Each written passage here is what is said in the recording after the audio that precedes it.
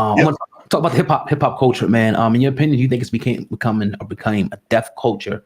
I did a video, I forget what video I did, but I did a video on it, and I talked about like all the shootings that's happening at video shoots, and somebody put a comment like, yeah, it is, because what these guys are saying, like the words are powerful. You know, the things that they're saying in their rap now, a lot of the stuff is now coming, you know, into fruition. So is hip hop a deaf culture? Or do you think that a lot of these rappers are speaking, you know, their own death and demise into fruition? Yeah, it's funny. This has been around for a while. This has been around like since NWA kind of, you know, really pushed it out there on a high level. And I remember when I was younger, I understood that just like any other black guy, I would have loved to be like a famous rapper, you know, whatever. And then I saw Tupac get killed and Biggie and all that chaos.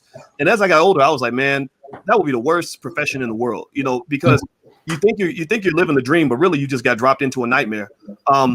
A lot of the music, unfortunately, they incentivize it to put the black man in a box where you're not a human being anymore. You're supposed to sort of fit, you know, into these certain categories about what you talk about. You know, the drug use, drug addiction, selling drugs, killing black people, you know, disrespecting women, all kinds of just crazy stuff, throwing all your money away. And literally, it's like a blueprint of just exactly how to ruin your life as a black man. You know, and when you start seeing these rappers that get a little bit older, that are in their 40s and 50s, that are dying young, a lot of that is because the culture is a very, very unhealthy, very toxic culture. And where it, you know, and it's not all of it though, right? We know hip hop is very diverse, but we know what gets marketed, we know what gets pushed. You got to be disturbed about the idea of having a black man go in front of 50,000 white people and call himself a nigga and brag about killing black people and have the white people cheering and thinking that that's the coolest thing in the world. I don't understand why no one else thinks that's weird.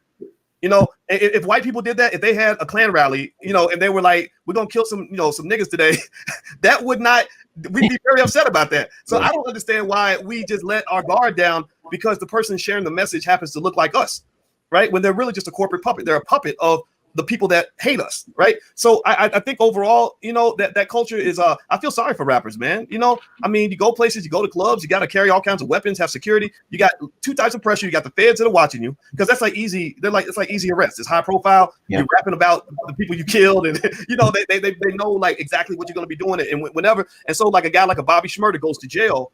I think because he got pulled into some behavior that he probably wouldn't have done if he wasn't trying to like maintain the image. You know, so it's really sad, man. I mean, every 2 weeks a rapper dies. Like literally, like every 2 or 3 weeks somebody gets killed, and we're not sort of standing up and saying, okay, this is a problem. Like this is racism too. Like this is Black Lives Matter too. Like we're going to address this, and I don't see anybody really doing it. And I think we need to do that as a community. Yeah, it's funny.